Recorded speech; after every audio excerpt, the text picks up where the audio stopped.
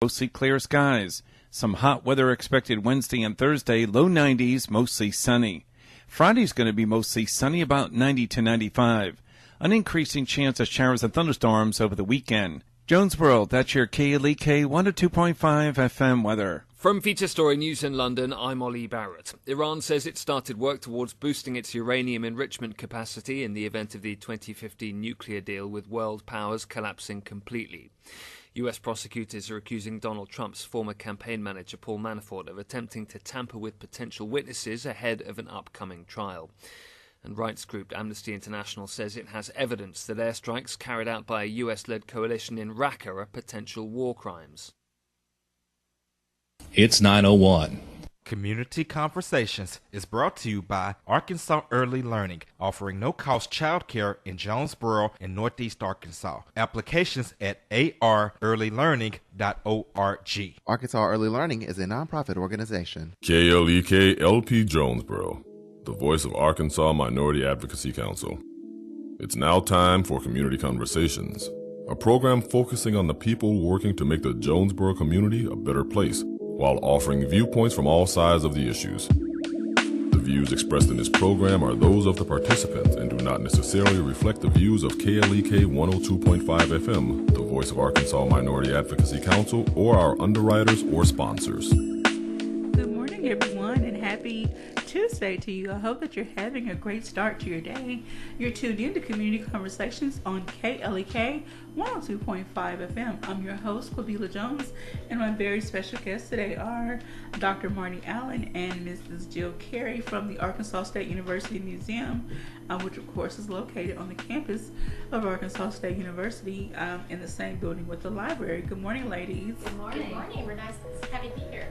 All right, so today we're going to be talking about an exciting event that is coming up that you have hosted some times before, and it's called Tinkerfest. All right, so please tell us more about who gets more excitement out of this that you notice. Like, do the adults come through and kind of tinker, or is it only just the kids? I think that they both do. This is made for adults and kids. I believe that, when the kids see the activities, they start, going nuts, wanting to do everything. And as the adults watch the activities, they all of a sudden they become engaged and they want to do it themselves. So really, it's for everybody. Okay. Can you please tell us when this event starts and what times? Okay, so it's June 9th. Okay. From 10 in the morning until 2 in the afternoon. So it's going to be 4 really fun-packed hours of tinkering. Okay. And let me tell you a little bit about what tinkering is, if that's okay, Marty. Okay. Dr. Allen. Tinkering is it's a little bit different than just watching someone demonstrate how to do something. Okay. That when you go to a festival where they're just demonstrating, or mainly demonstrating, that's what a maker fair is all about. Okay. But this is similar to a maker fair, but instead of you just watching someone do something, you're actually doing it yourself. They're putting the stuff out there and letting you create, invent, take apart, figure out how things work on your own, and it's just amazing how that works. Okay. Well, I'd like to add to the definition. Tinkering, it's a form of discovery learning. Okay. It's meant you're supposed to discover as you go along. Okay. And when we're tinkering, we're encouraging people to take advantage of lots of supplies that we provide them, and some training, and then they are encouraged to create things and invent things, and they can test out their inventions, and they can watch other people invent. And so it's a very good way, especially for children, to build their confidence in their own creativity and their own ability to invent things. Okay. I think after the first time you all came, it's been about a couple years ago, I actually watched the movie about Tinkerbell. Yes, I watch cartoons sometimes. Mm-hmm. And it broke down how the different fairies got their name, and how Tinkerbell got her name because she was a tinker fairy. Yes. she did she found miscellaneous things and just made it work. Yeah, there you go. Exactly. Finding miscellaneous things and making them work. That's Yes. a very good definition. Yes. All right, so with this not exhibit, I'm sorry, with this Event. event. Yeah. Okay, so do you see a lot of adults coming through sometimes and kind of having more fun than the kids? Yes. Yeah, Yes. I mean, often, at least as much as the kids, and depending on what the tinkering activity is, maybe even more fun than the Okay. kids. Yeah. So we're really targeting everybody. Okay. Do you feel that once people come and experience the Tinkerfest, they then go home and say, okay, let me see what I have around the house? I believe they do. I'd go along with that. Yes. Okay. Yes, because for one thing, they look at toilet paper rolls in a whole new way. Well, and not just for a short while, but really for the rest of their lives. Yes. Okay. Because once you get into the idea of making do with what you've got and trying to think outside the box, you're going to do that the rest of your life. That's a skill that you can form early on and carry through your entire life and apply to anything in life. Okay, so instead of going out and buying brand new materials, if there's something around the house you may need to fix or just create, you can use what you already have. Yeah, or in an emergency situation when you've got nothing. Okay. And you need something and can't get it, you can't go to the store. Or if maybe you haven't got the resources to, then you could. Yes. Okay. All right, so tell us what times this event is open and what days. Oh, it's just June 9th Just June 9th. from 10 in the morning until 2 in the afternoon. All right, so the kids are out of school. If you're looking for something fun for them to do, take them out to the museum and let them tinker away. Yes. All right, so will there be any stations for maybe the little bitty kids? Yes. There will be plenty of stations for pre-K children, even toddlers. Okay. So we have things meant for them, but we also have things that were created for, say, teenagers. Okay. Teenagers really are into building robots and programming them, and so we will have lots of things like that to do. Just all kinds. I mean, it's hard to explain everything that we will have. Okay. Last year we had only 18. We had 18 things, and it seemed like we were full. This year we have 29 things going on. Wow. So I'm having to find spaces in the museum for everything. Plus we have moved outside, front and back of the museum. So people are going to need to stroll around finding all of the little nooks and crannies where we have things going on. That's awesome. Yeah. So who would be your volunteer staff or your workers during the event? ASU faculty, staff, and students. All right.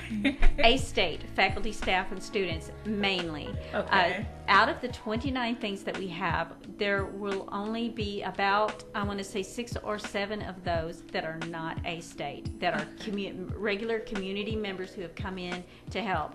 That's awesome. Other than that, our A-State university has come together for Tinkerfest and we want to help. That is amazing. We want to do something. They want to represent their departments. And so what this has turned into is a recruitment thing, where if you know someone who may be interested in going to ASU, who would like to meet some of the faculty, who are these professors, and are they stuffy?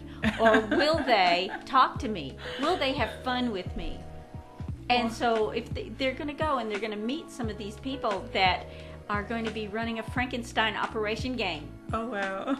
There are 2 faculty members going to be running that. One of them from the NYIT. Okay. His name is Dr. Andy Gray. Okay. And another is... Andy Grass. Yes. I'm sorry, Andy Grass. And so the other is from the psychology department. And so we are really, happy to have these folks on board. Mm-hmm.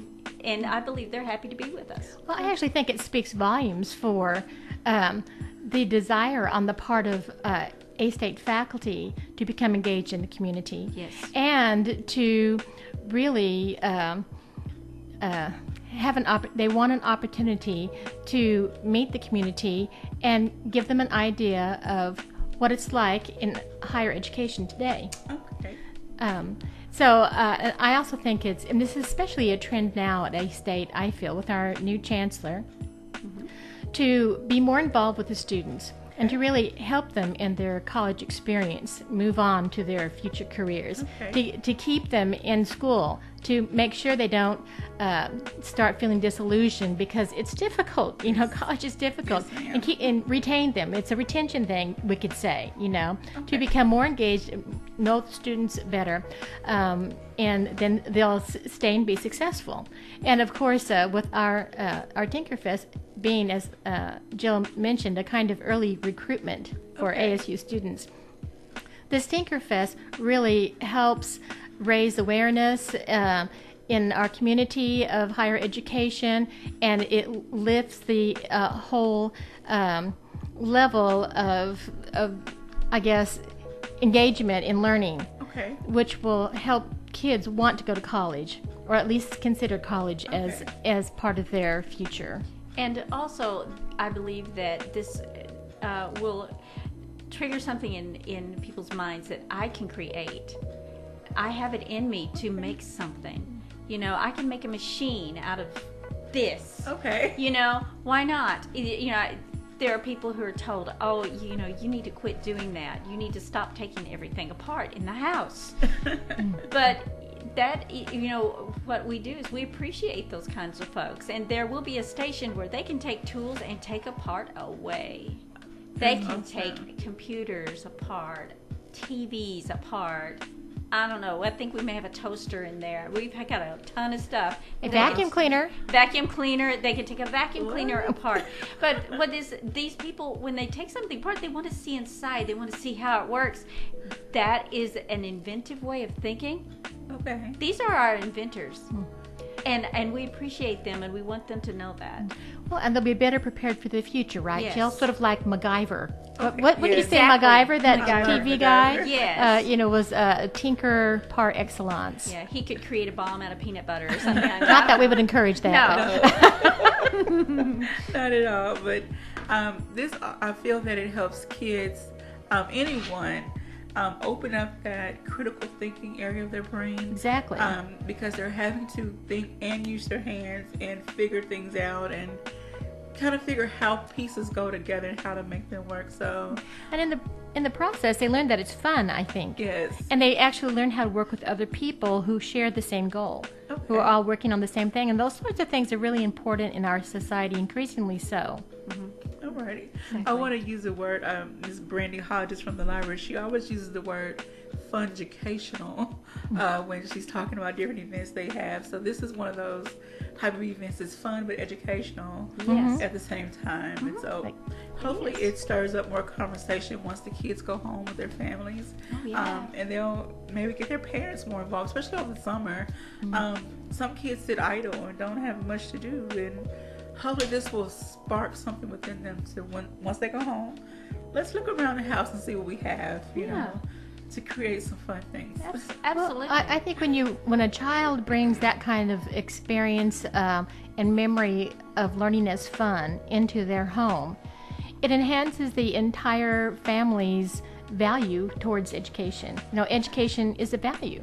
Learning is a value. It's something that's desirable, fun, and takes you places.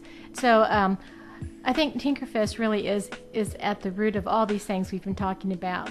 This desire to get people more engaged in learning and really develop to their own potential using whatever is available for them. Okay. Now, can you tell us how were you able to bring this event? You had it several years. How many times have you had Tinkerfest? So 4 or 5 years? This is our 4th year, I think. Oh, wow. Yes, I think it's 4. Yeah, in fact, I would like to take this opportunity to mention why we even get to have this at all. Okay. We first started having Tinkerfest as a member of the Arkansas Discovery Network. Okay. And which is funded by the Donald W. Reynolds Foundation through the end of this year.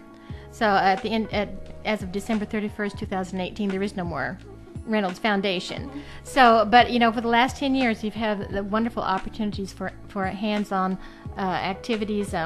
And this year, our membership, our 2018 membership in the Discovery Network is due to the Carl B. and Florence E. King Foundation. Okay. And it's the 3rd time they funded us to be a member.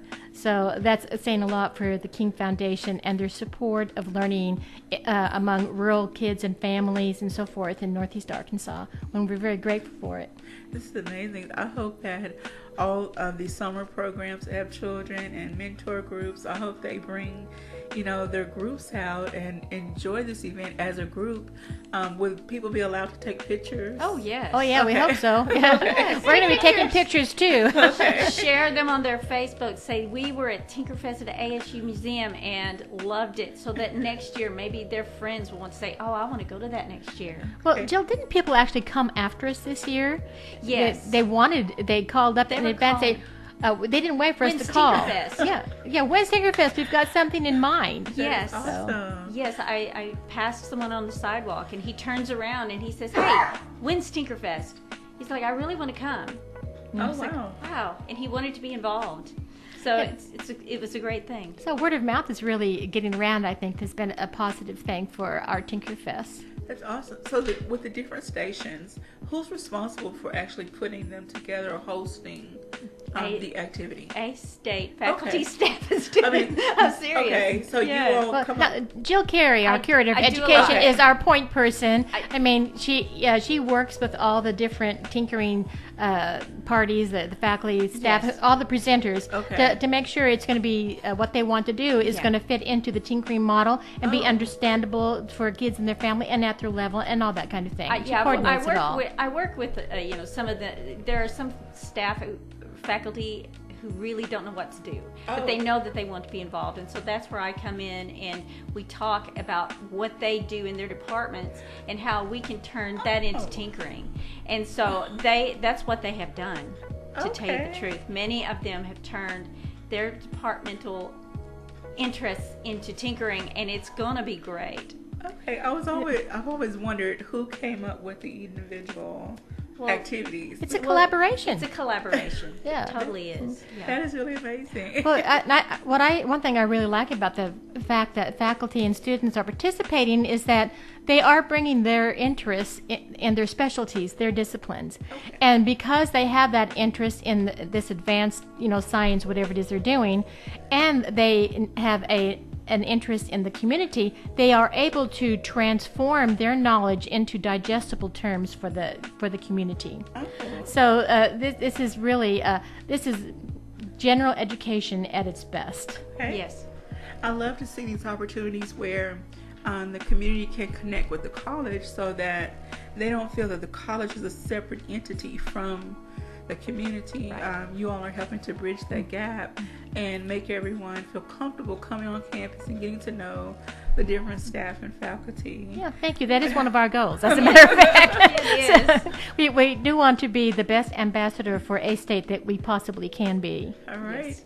And I'm sure through your other exhibits and different things you've had going on, you do have a lot of traffic coming through.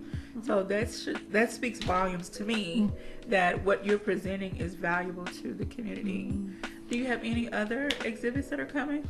Or anything else that people Right can now, look forward to? at the moment, we have a new exhibit on the floor. It's called Magnificent Me, Okay. and it has to do with the human body and what makes it work. It's hands-on. It's really fun.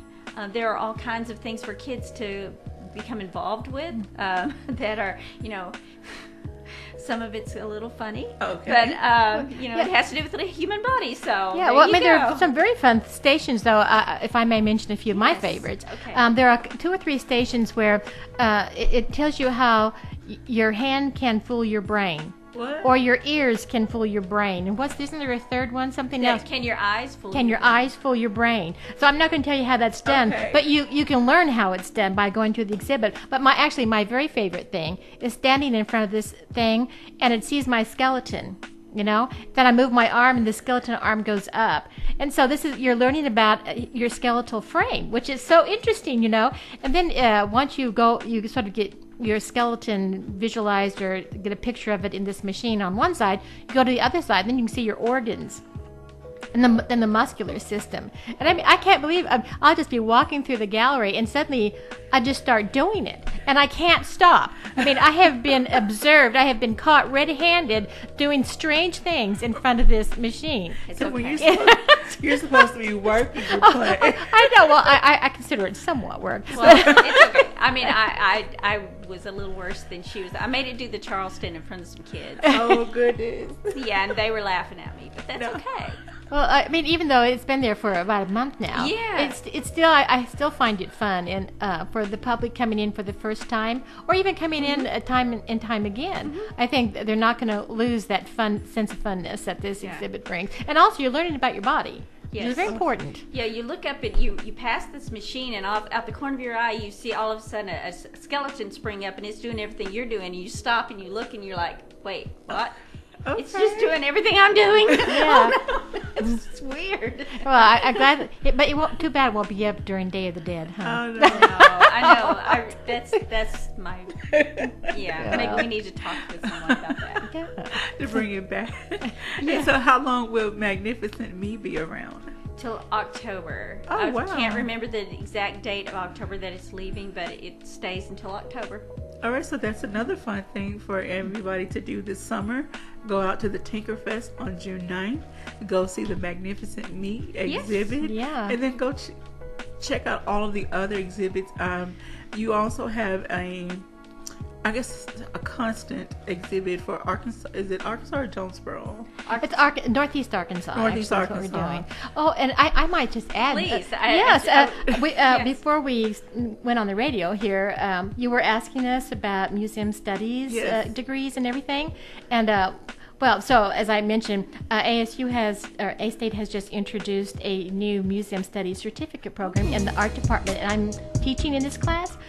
This past semester, I taught an exhibit class, and now we have a new print shop. Yes. Yeah, we decided. A new print shop. Yeah, we picked printing, old printing presses, vintage printing presses. Oh, wow. That was our topic, and there were 4 kids in the class, and they did a fantastic job working with the curators to come up with this new exhibit. It's in the oldest town part of the museum. There's something called Old Town in the museum, and it has all these old shops from from 1890 to about 1930 or so. Okay. Well, the print shop brings us more up to the 1950s. Okay. But yeah, from probably 1910 to 1950s, and it's a really great exhibit. Plus, during Tinkerfest, we're going to have a miniature size but fully operational tabletop printing press that kids will be able to see work, and they'll be able to look at how the letters have to be lined up backwards and upside down in order to produce what you read. So that'll be fun. It's called a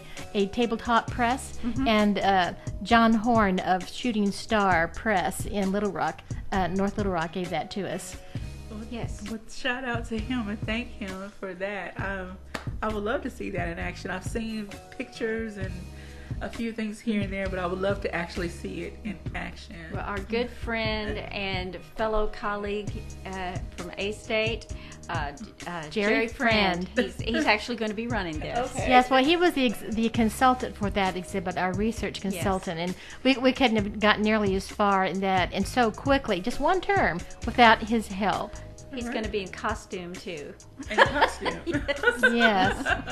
Well, he has a lot of experience with actually running vintage printing presses, and he worked at Parker Homestead. Okay. He goes there every October when they're open for about 2 weekends or something, and he operates the printing press there. All right. So we got 20 seconds. So any final words? Come see us. Come have fun. Tinkerfest is going to be fun for everybody. All right. And thanks again to our sponsors, the Carl B. and Florence E. King Foundation and the Arkansas Discovery Network. And all the A-State staff who have stepped forward and have made my year. Yes, definitely. Thanks to everybody. Well, thank you all for tuning in. Have a great day. Thank you.